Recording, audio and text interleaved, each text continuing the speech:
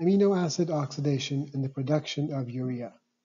In this 3-lecture series, we discuss how amino acids are catabolized to generate various metabolites that enter some of the pathways you learned about in Biochemistry 1. We will also discuss some diseases associated with an individual's inability to metabolize some amino acids.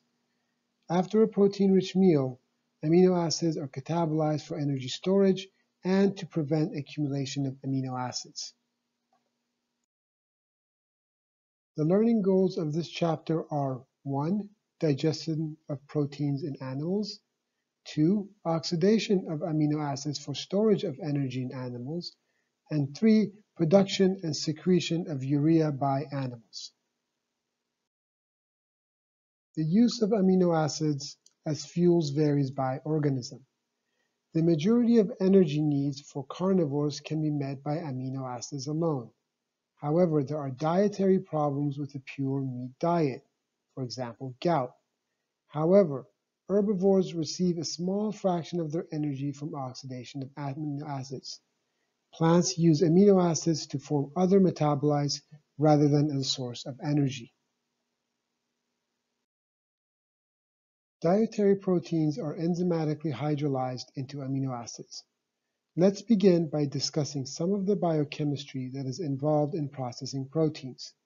There are several proteases that digest proteins into smaller components that can be further metabolized by the body. Some of these proteins or proteases include pepsin, trypsin, chymotrypsin, aminopeptidase, and carboxypeptidase A and B. Pepsin cuts proteins into peptides in the stomach.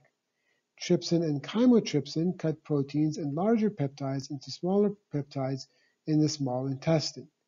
Aminopeptidase and carboxypeptidases A and B degrade proteins into amino acids in the small intestine. These proteins are synthesized, I'm talking about all of these proteins that I've discussed, as inactive forms called zymogens. Zymogens become active when needed under the proper conditions, so the fact that they're synthesized as zymogens is crucial to their proper activity. They are synthesized as zymogens to inhibit the protease from damaging the cell where they are synthesized. Dietary protein is enzymatically degraded through the digestive tract. In this slide, we look at a pictorial description of what is happening.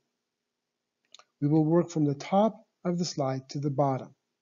Here, we concentrate on the stomach and the gastric glands. In the stomach, dietary proteins cause the gastric mucosa cells to release the hormone gastrin. Gastrin stimulates release of hydrochloric acid and pepsinogen from parietal and chief cells. The pH of the stomach is 1.5 to 2.5 at this point. This pH kills bacteria and activates certain enzymes. It also works to denature the dietary proteins you have consumed. The denaturation makes the proteins more susceptible to cleavage by the enzymes released by the digestive system. One such protein is pepsinogen. Pepsinogen is synthesized and released as a zymogen, which is the inactive form of the protein. The low pH activates self-cleavage, more specifically referred to as autocatalysis, by pepsinogen to create the active form of pepsinogen. So pepsinogen is actually cleaving itself. The active form is called pepsin. Pepsin cleaves proteins into smaller peptides. The low pH also triggers the duodenum to release the hormone secretin into the blood. Secretin stimulates the pancreas to release bicarbonate into the small intestine. This results in the pH of the duodenum to increase to around 7. Digestion continues in the small intestine. The cytoplasm of exocrine cells is completely filled with rough endoplasmic reticulum, the site of synthesis of the zymogens of many digestive enzymes. The zymogens are concentrated in membrane-enclosed transport proteins called zymogen granules. When an exocrine cell is simulated, Its plasma membrane fuses with the zymogen granule membrane, and zymogens are released into the lumen of the collecting duct by exocytosis. The collecting ducts ultimately lead to the pancreatic duct and thence to the small intestine. Please note that all proteases are synthesized as zymogens and become activated by different mechanisms at the site where their activity is needed for food digestion. This is to protect the cells responsible for synthesizing them from being digested by the proteases. Amino acids are absorbed through the epithelial cell layer, called the intestinal mucosa, of the villi and enter the capillaries. Recall from Biochemistry 1 that the products of lipid hydrolysis in the small intestine enter the lymphatic system after their absorption by the intestinal mucosa.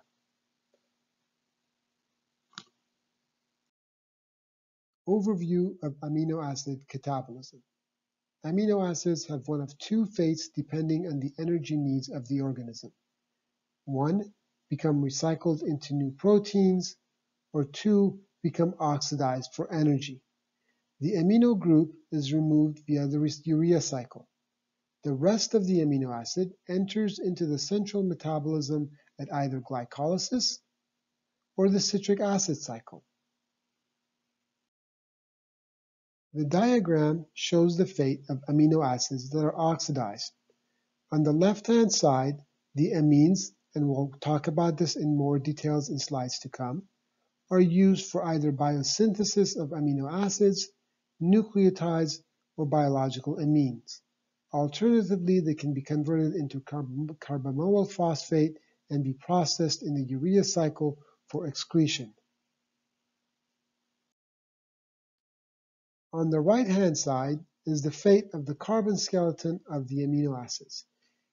These carbon skeletons are converted into alpha-keto acids, which enter the citric acid cycle to generate CO2, NADH, FADH2, ATP, or GTP. In the center is the Aspartate-Arginosuccinate Shunt pathway, which connects the urea cycle to TCA. This cycle is responsible for transferring reducing equivalents from the mitochondria to the cytoplasm of the cell. You've seen something like this in Biochemistry 1 called the aspartate-malate shuttle.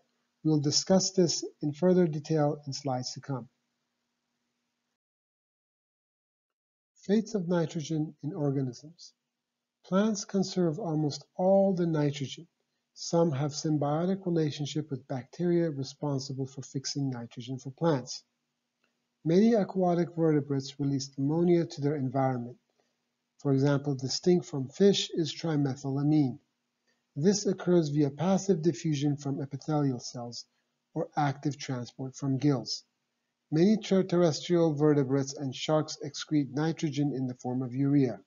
Urea is far less toxic than ammonia and has a very high solubility. Some animals, such as birds and reptiles, excrete nitrogen as uric acid. Uric acid is rather insoluble. Excretion as paste allows the animals to conserve water. Humans and great apes excrete both urea from amino acids and uric acid from purines. Removal of the amino group. Let's begin discussing how mammals catabolize amino acids. There are many entry points into the central reel, which is conversion of glutamate to alpha-ketoglutarate and vice versa. This process occurs primarily in the liver of vertebrates. Amino acids from ingested proteins enter from the top left. Here, we concentrate on the main chain amine. An enzyme whose name is not important yet transfers the amino from the amino acid to alpha-ketoglutarate through a process referred to as transamination. This generates glutamate and an alpha-keto acid. The alpha-keto acid varies depending on which amino acid was processed. The glutamate is then deaminated to regenerate alpha-ketoglutarate. The generated ammonium is then excreted as ammonium, processed to urea or uric acid for excretion. We will discuss the specifics of these steps in slides to come. Alanine from muscle creates glutamate and pyruvate. We all know the major phase of pyruvate. In a later slide, we will discuss why alanine from the muscle enters into the liver. Glutamine from muscle and other tissues is deaminated to generate glutamate. We will discuss why glutamine is transported into the liver in later slides. Thus, transamination allows the transfer of an amine from an amino acid to a common metabolite like alpha-ketoglutarate and generate a trafficable amino acid like glutamate. We'll talk about this in more details in later slides. Ammonia is safely transported in the bloodstream as glutamine. Glutamine synthetase is present in many cell types, but dominantly present in brain, kidney, and liver. Here we generate glutamine for the purpose of transporting amines to a location where they can be processed. For the time being, let's not worry where the excess amine comes from. You will receive the answer to this later in the slides. Note that energy is being poured into the pathway to make a trafficable amino acid. Glutamine synthetase uses ATP binding and hydrolysis to phosphorylate the side chain of glutamate to generate gamma-glutamyl phosphate. The phosphate here is a good leaving group and chemistry can be further performed on the compound. An amine is then transferred to the compound with the phosphate leaving to generate L-glutamine. L-glutamine can be transported to liver cells for further processing. You saw this in the previous slides.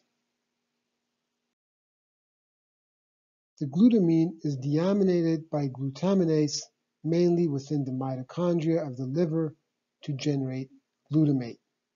The liberated amine is processed into urea for excretion. This reaction also occurs in the kidneys and intestines to a lesser extent. Enzymatic transamination. This process is catalyzed by aminotransferases. It uses the pyridoxal phosphate cofactor, also known as PLP, shown in the center of the slide. Typically, alpha-ketoglutarate accepts amino groups. Transfer of one amine to alpha-ketoglutarate results in synthesis of glutamine. This process is called transamination. Transfer of a second amine results in synthesis of glutamine. This is done by glutamine synthetase. The two sites are designated by the red 1 and 2 numbers. Glutamine acts as a temporary storage of nitrogen. Glutamine can donate the amino group when needed for amino acid biosynthesis.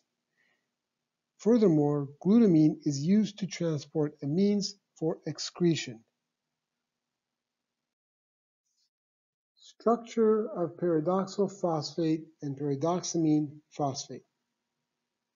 Pyridoxal phosphate, or PLP for short, and its aminated form pyridoxamine phosphate are the tightly bound coenzymes of aminotransferases. The functional groups are shaded. The aldehyde of PLP can react reversibly with amino groups, and the aminated form can react reversibly with carbonyl groups to transfer the amine. This reversible reaction is used multiple times to transfer the amine. We will now look at this reaction in more detail. Pyridoxal phosphate is covalently linked to the resting enzyme. The covalent linkage is between the side chain of a lysine in the enzyme's active site through a bond named an aldimine. In addition to this bond, which is a Schiff base, PLP is bound to the enzyme via non-covalent interactions.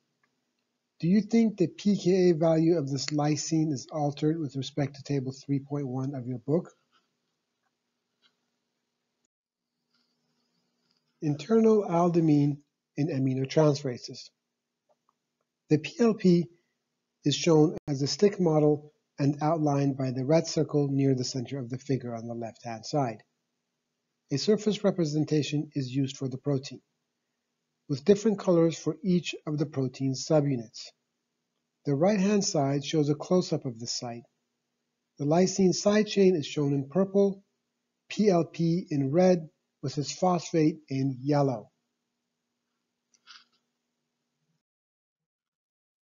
PLP also catalyzes three types of reactions. Pyridoxal phosphate is generally bounded to the enzyme through a Schiff base, also called an internal aldimine. This activated form of PLP readily undergoes transamination to form a new Schiff base with the alpha amino group of the substrate amino acid. The Schiff base is called an external aldimine. Three alternative fates for the external aldimine are shown in this series of slides.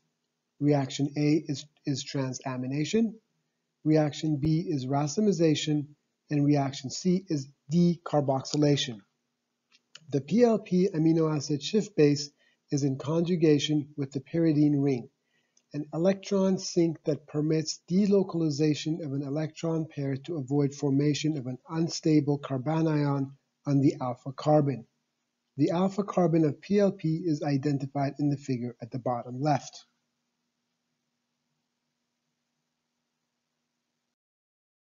A quinonoid intermediate is involved in all three types of reactions. This intermediate is identified by the red ellipses in the center of the image, between steps 2 and 3 of reaction A. The transamination route A is especially important in the pathways described in this chapter.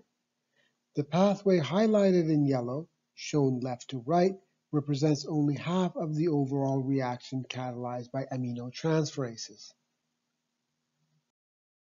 To complete the process, a second alpha-keto acid, for example alpha-ketoglutarate, replaces the one that is released, and this is converted to an amino acid in a reversal of the reaction steps, going from 4 to 1, meaning going from right to left. This is shown by the dotted arrow that start with alpha-ketoglutarate and end with glutamate. Pyridoxal phosphate is also involved in certain reactions at the beta and gamma carbons of some amino acids. We will not discuss these reactions. In the racemization reaction, the quinonoid intermediate is protonated to generate a prochiral carbon that used to be the C-alpha carbon of the amino acid. This reactant is identified by the red ellipse, and the prochiral carbon is identified by the red box. The formation of a Schiff base with PLP, the opposite of step 1 in reaction A, releases the prochiral intermediate to form the enantiomer. For the decarboxylation step, rather than the C-alpha carbon's proton being extracted from the Schiff base intermediate, identified by the red rectangle, a decarboxylation step occurs to generate the quinonoid intermediate, identified by the red ellipse. Then chemistry similar to what occurred for racemization releases the amine. This is and the enzyme bound to PLP.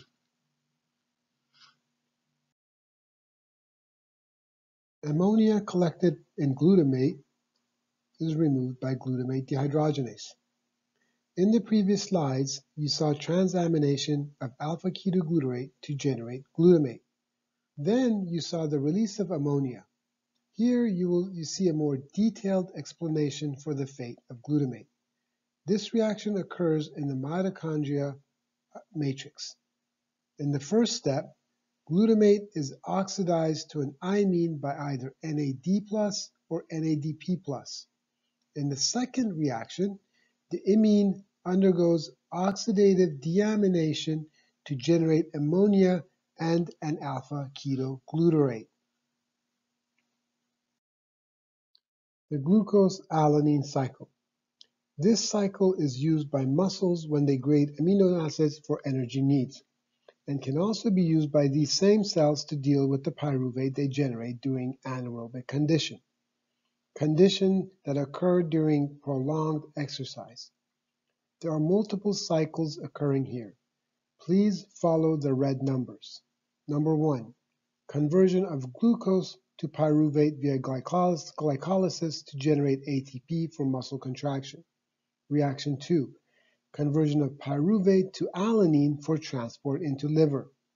This is done to minimize the formation of lactic acid under anaerobic conditions. This was discussed in Biochemistry 1. Reaction 3, conversion of alanine to pyruvate to generate glutamate and ultimately urea via the urea cycle. Reaction 4, conversion of pyruvate to glucose via gluconeogenesis. Transport and reaction number 5, transport of glucose to muscle for glycolysis to form the ATP needed for muscle contraction. And reaction 6, oxidation of amino acids to ammonia and alpha keto acids to generate ATP via the citric acid cycle. Excess glutamate is metabolized in the mitochondria of hepatocytes. Glutamate is a major hub for many of the pathways involved in protein metabolism: nitrogen assimilation, nucleoside metabolism, and cofactor biosynthesis. Thus, it is the major pathway by which amines are dealt with. Here we look at what happens when excess glutamate is present. Hepatocytes are the functional cells of the liver. Glutamate is shown by the red ellipse in the center of the image. Glutamine, a product of glutamate amidation, is identified by the red rectangle at the top left. Both are transported into the mitochondria for processing. The following reactions run from the top of the slide to the bottom of the slide. Please follow the large, bold, red numbers. Reaction number 1 identifies the deamination of glutamine by glutaminase to glutamate and ammonium, colored in blue. This ammonium is then further processed below. We will get back to it in a couple of slides. Reaction number 2. This reaction identifies the deamination of glutamate by glutamate dehydrogenase to generate alpha-ketoglutarate and an ammonium colored in blue. This ammonium is then further processed below. Reaction number 3. This reaction identifies an alternative fate of glutamate by aspartate aminotransferase. In this reaction, aspartate aminotransferase transfers the amine from glutamine to oxaloacetate to generate aspartate. Remember that oxaloacetate is the rate-determining reagent of the citric acid cycle. The generated aspartate is further processed below. Reaction number 4. This reaction identifies the fate of the generated ammonium from the deaminated glutamine and glutamate. Carbamoyl phosphate synthetase generates a carbamoyl phosphate using bicarbonate and ATP hydrolysis. 2 ATP molecules are hydrolyzed to generate an inorganic phosphate and the carbamoyl phosphate. The phosphate serves as a good leaving group and allows for chemistry to be performed. We will cover the specifics of this reaction a couple of slides later. Reaction number 5. This reaction identifies the transfer of carbamoyl group from carbamoyl phosphate to ornithine by ornithine transcarboxylase to generate citrulline. This reaction liberates an inorganic phosphate. A carbamoyl group is shown on the left-hand side for reference. Ammonia is recaptured via synthesis of carbamoyl phosphate. Here we look at the formation of the Carbamoyl phosphate discussed in the previous slides. Urea has two nitrogens, so two amines are needed to generate a urea molecule. One of these amines comes from carbamoyl phosphate. In reaction 1, the terminal phosphate group from an ATP and a bicarbonate are used to generate carbanoic, phosphoric acid, and hydride. In reaction 2, the amine generated from the side chain of glutamine in the previous slides condenses with this molecule to generate carbamate. In reaction 3, the terminal phosphate group from an ATP is transferred to the carbamate to generate carbamoyl phosphate. In total, this series of reactions has two activation steps, reactions 1 and 3, which consume two molecules of ATP. Nitrogen from carbamoyl phosphate enters the urea cycle. So far, we started in the cytoplasm of the hepatocyte, entered into the mitochondria matrix, exited the matrix, and entered into the cytoplasm. The majority of reactions within the urea cycle occur within the cytoplasm. The citrulline generated in the previous slide is transported into the cytosol of the hepatocyte. The citrulline carries only one of the two amines needed to generate urea. The second amine comes from the main chain amine of aspartate. Remember that we generated an aspartate by transferring the main chain amine of glutamate to oxaloacetate several slides ago. Please review the lecture if you are not sure what I'm talking about. The reactions in the urea cycle. Reaction 1 you saw in the previous slide. In reaction 2A, argininosuccinate synthetase puts an AMP on citrulline to generate citrulyl AMP. You have seen reactions similar to this multiple times. Name two scenarios where you saw a molecule tagged within this manner. What purpose does this type of tag, AMP here, play? In reaction 2B, argininosuccinate, same enzyme, connects the C-alpha of the aspartate to the carbon of carbamoyl phosphate, which became part of citrulline. This carbon was identified by a yellow box and continues to be identified by a yellow box. The AMP is kicked off to generate argininosuccinate. This molecule has three nitrogens connected to a central carbon. One of these nitrogens is a Schiff base. Where did the aspartate come from? In reaction 3, aminosuccinate cleaves arginosuccinate to generate fumarate and arginine. In reaction 4, arginase hydrolyzes the arginine to urea and orthonine. Note that this urea has one nitrogen from the side chain of glutamine and one nitrogen from the main chain of glutamate. If you're confused here, please review this series of slides one more time. The generated orthonine is now transported from the cytosol into the matrix of the mitochondria to be combined with carbamoyl phosphate for generating citrulline. Entry of aspartate into the urea cycle. Here we take a closer look at reactions 2A and 2B. Aspartate-Arginosuccinate shunt links urea cycle and citric acid cycle. The interconnected cycles have been called the Krebs bicycle. The pathway linking the citric acid and urea cycle is called the aspartate-arginosuccinate shunt. This pathway effectively links the fates of the amino groups and the carbon skeletons of amino acids. The interconnections are quite elaborate. For example, some citric acid cycle enzymes, such as fumarase and malate dehydrogenase, have both cytosolic and mitochondrial isozymes.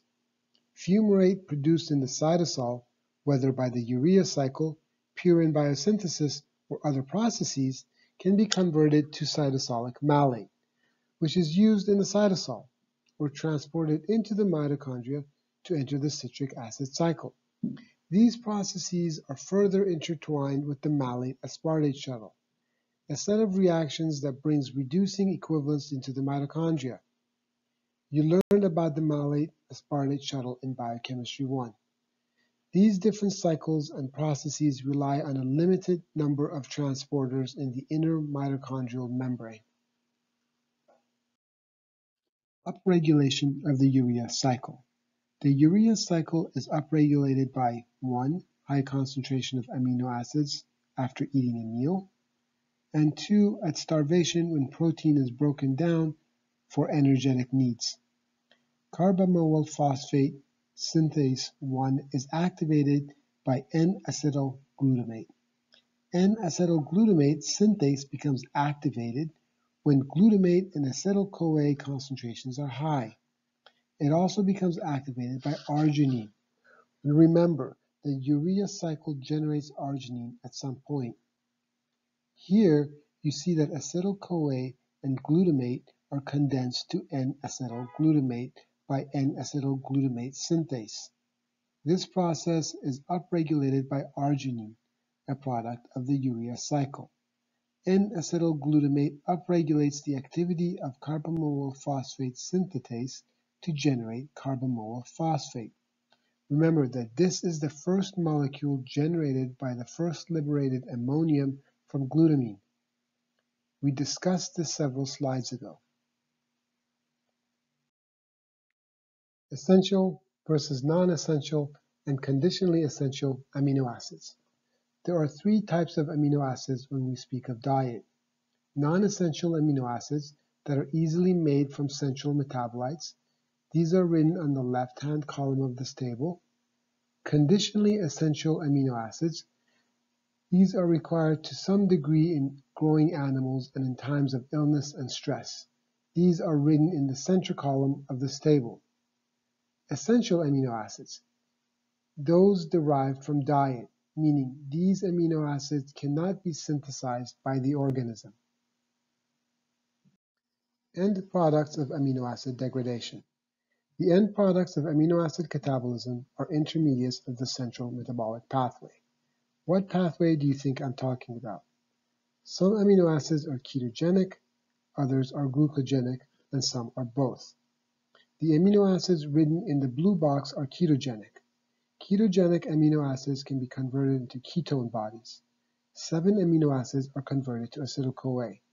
Amino acids written in black font are solely ketogenic, while those written in red font are both ketogenic and glucogenic. The amino acids written in the yellow box are glucogenic. Glucogenic amino acids can be converted to glucose via gluconeogenesis. 6 of these amino acids are converted to pyruvate. 5 are converted to a-ketoglutarate, 4 to succinyl-CoA, 2 to fumarate, and 2 to oxaloacetate. The amino acids in black font are solely glucogenic, while those in red font are both keto and glucogenic. Summary of amino acid catabolism. Amino acids are grouped according to their major degradative end product. Some amino acids are listed more than once because different parts of their carbon skeletons are degraded to different end products. This figure shows the most important catabolic pathways in vertebrates, but there are minor variations among vertebrate species. Threonine, for instance, is degraded via at least 2 different pathways, and the importance of a given pathway can vary with the organism and its metabolic conditions. The glucogenic and ketogenic amino acids are also delineated in the figure by color shading. Notice that 5 of the amino acids are both glucogenic and ketogenic. The amino acids degrade to pyruvate are also potentially ketogenic. Only 2 amino acids, leucine and lysine, are exclusively ketogenic. Degradation of ketogenic amino acids. Here we are looking at the catabolic pathways for tryptophan, lysine, phenylalanine, tyrosine, leucine, and isoleucine. Note that the carbons are colored differently: blue, red, and black. The color helps identify the destiny of the carbon at the end of the pathway. Carbons in red end up as acetyl-CoA, identified by the three short red arrows near the bottom of the slide. Those in blue end up as pyruvate, fumarate, or propanol-CoA, identified by the short blue arrows. The fate of the nitrogen atoms is not traced in this scheme. In most cases, they are transferred to alpha-ketoglutarate to form glutamate. Note that these pathways are not trivial, and that a number of steps are being skipped or omitted to minimize the size of the image. For example, tryptophan, located at the top left of the figure, is catabolized to pyruvate and alpha-ketoadipate through 11 steps, but 9 steps have been skipped in this figure. Moreover, many alternative products have been excluded. You will see some of these in the next slide. We simply do not have the time to cover the complexity of all amino acid catabolism. Degradation intermediates of tryptophan are to synthesize other molecules. The aromatic ring of tryptophan can give rise to nicotinate, indole acetate, and serotonin. Colored atoms trace the source of the ring atoms in nicotinate. Nicotinate is the conjugate base of nicotinic acid, also known as vitamin B3, and the precursor to NAD and NADP+. Indole acetate is a plant growth hormone. Serotonin is a neurotransmitter, responsible for modulating many factors such as mood, learning, reward, cognition, and others. Genetic defects in many steps of phenylalanine and tyrosine catabolism. The conversion of phenylalanine to tyrosine is irreversible, and thus the committed step of phenylalanine catabolism. Again, this image is a simplified, condensed representation of the biochemistry that is occurring. Thus, it is not entirely accurate, but a reasonable presentation of what is happening. Note that the initial step involves the hydroxylation of phenylalanine to tyrosine. This oxygen comes from molecular oxygen, O2. The second oxygen from O2 goes onto tetrahydrobiopterin to make hydroxy-tetrahydrobiopterin. This molecule is not shown here. After formation of tyrosine, the main chain amine is deaminated to generate p-hydroxyphenylpyruvate. The amine is identified by the blue circle. The recipient of the amine is alpha-ketoglutarate to generate glutamate. We all know the fate of glutamate. The next step is a compilation of 3 steps. Step 1 is decarboxylation of tyrosine. The carboxylate is identified by the blue circle. Step 2 is the hydroxylation of the benzyl ring following chemistry similar to what you saw in step 1. And step 3 is the movement of the terminal carbons identified by the orange circle to the indicated carbon identified by the black arrow to generate homogentisate. Here we start at the top right. Homogentisate has its aromatic ring cleaved and opened up. This should be surprising to you because aromatic rings are quite stable, and you need a lot of energy to break them up. Well, this energy comes from molecular oxygen. The broken carbon-carbon bond is identified by the blue arrow. By the blue line. One oxygen from the molecular oxygen is incorporated into homogentisate, and the other is used to convert tetrahydrobiopterin to hydroxy-tetrahydrobiopterin. The end product is malonyl acetoacetate. The next step is the isomerization of the cis to trans double bond identified by the 2 blue ellipses. The product of this reaction is fumaryl acetoacetate. The subsequent step involves cleavage of another carbon-carbon bond to generate a fumarate and acetoacetate. The cleaved carbon-carbon bond is identified by the blue line. Acetoacetate is converted to acetoacyl-CoA following chemistry similar to what you've seen in Biochemistry 1. Thus, the end product of this reaction are a fumarate, which is glucogenic, and acetoacetyl-CoA, which is ketogenic. Every one of these enzymes, with the exception of the last enzyme called 3-ketoacyl-CoA transferase, or thiophorase, is expressed in the liver, and problems with these enzymes, meaning that they are not properly produced by the body, results in some sort of metabolic disorder. The disorder associated with the deficiency in the enzyme is shown in the yellow box. Phenylalanine is an essential amino acid, so you can't just simply cut it out of your diet. Too much phenylalanine causes phenylketonuria, or PKU for short.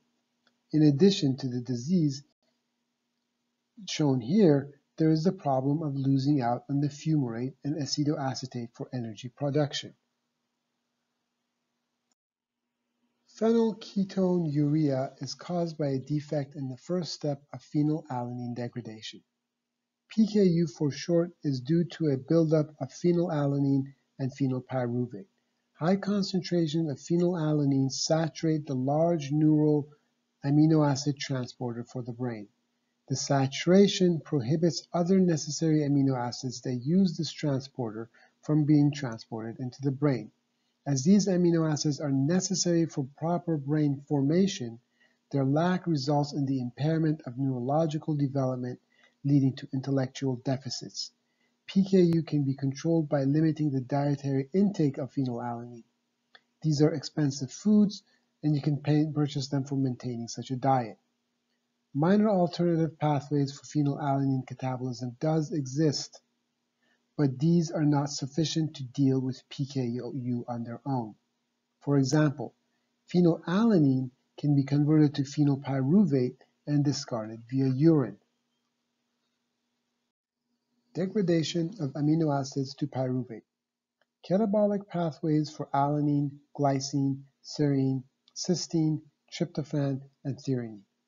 We've already discussed the fate of indole group of tryptophan. The pathway for threonine degradation shown here accounts for only about a third of threonine catabolism. We will discuss alternative pathways in later slides. Several pathways for cysteine degradation lead to pyruvate.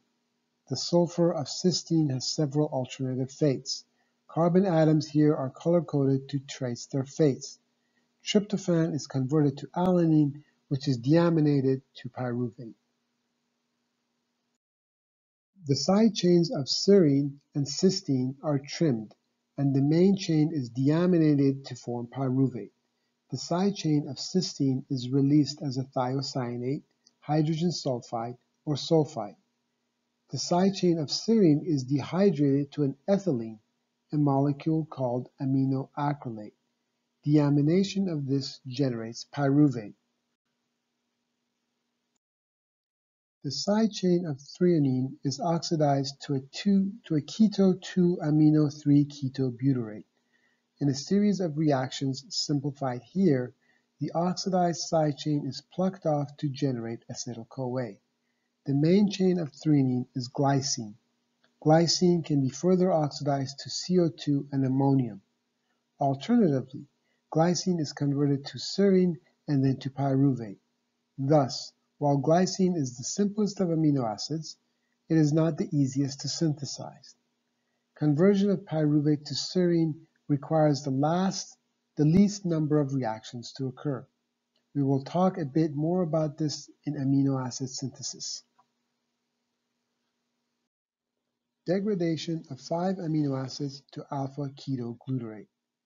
Catabolic pathways for arginine, histidine, glutamate, glutamine, and proline. These amino acids are converted to alpha-ketoglutarate.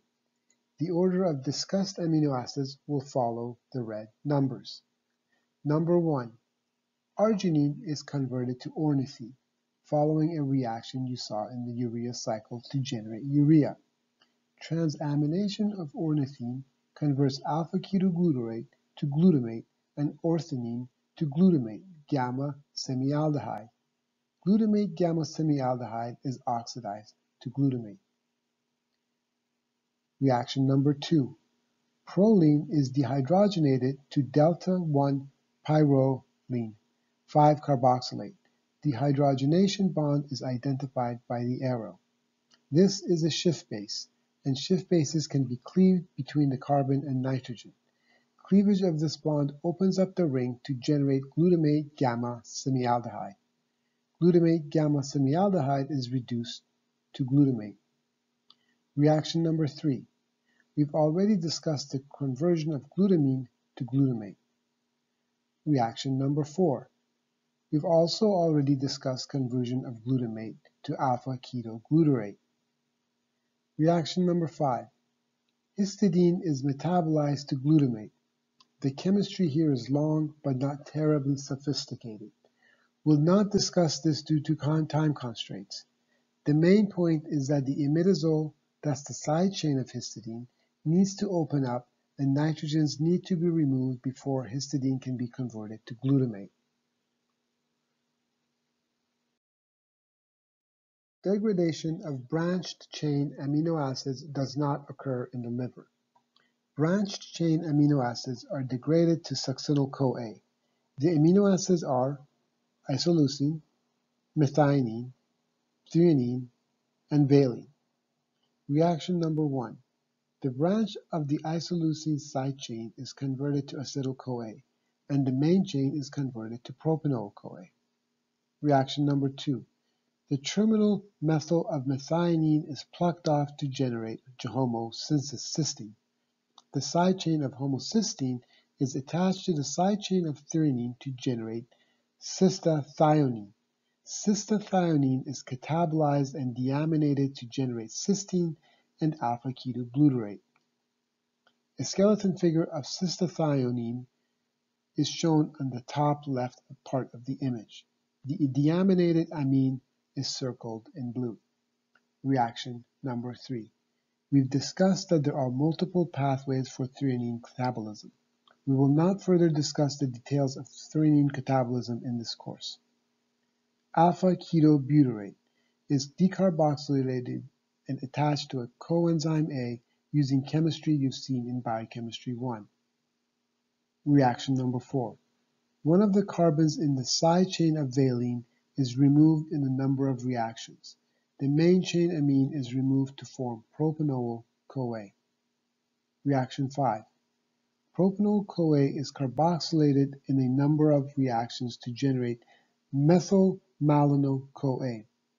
The carbons of methyl-malonyl-CoA are rearranged to generate succinyl-CoA.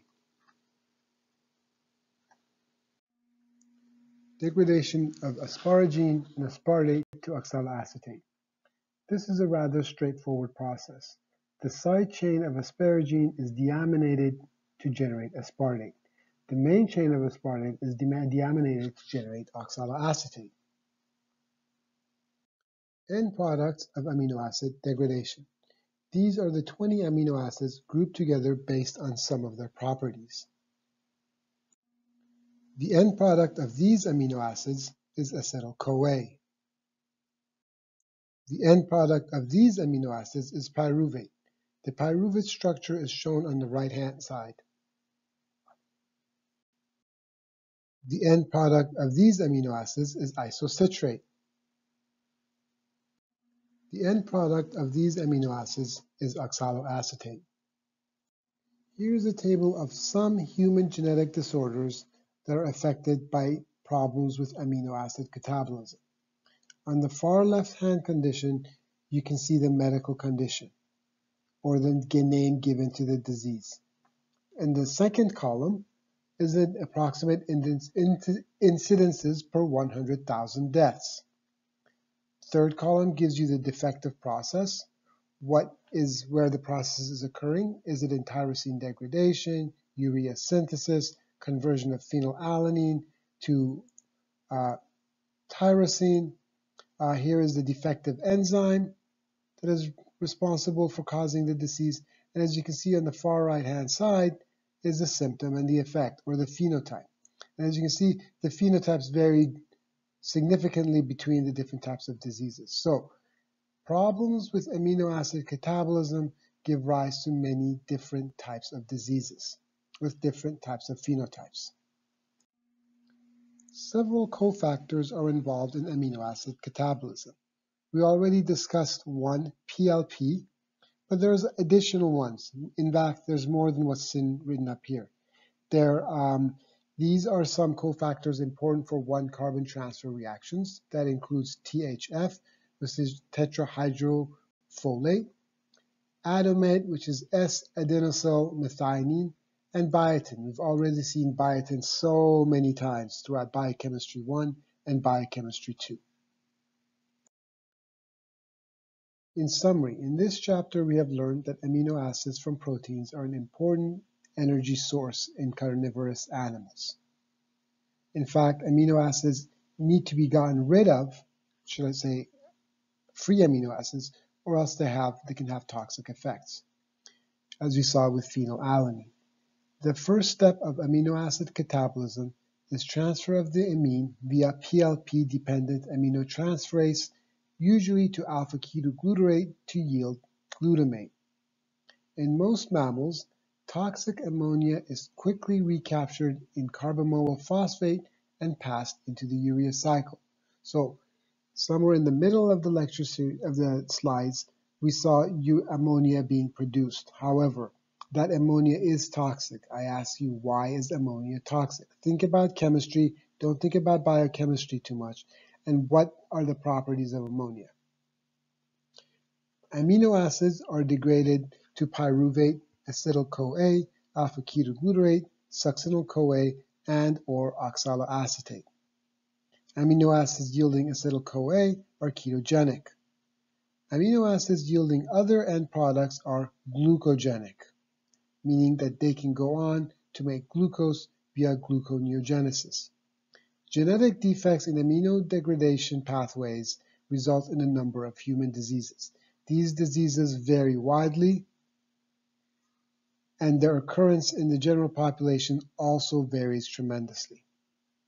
But all of these diseases, or the majority of these diseases, are due to enzymes that are not carrying out their appropriate function. This tends to happen because of an amber mutation where the protein is not fully synthesized, and an amber mutation, which is a stop codon mutation, happens somewhere near before the true end of the gene, and you get truncated proteins being formed. Amino acid catabolism is dependent on a variety of cofactors: THF, Adomate, and PLP. We talked a little bit about PLP. There's also THF and Adomate, and these two are responsible for transferring methyl groups. Right? At some point, we saw that to catabolize methionine, you had to pluck off a methyl group to generate homocysteine. That is a reaction that requires a particular cofactor that we did not get into.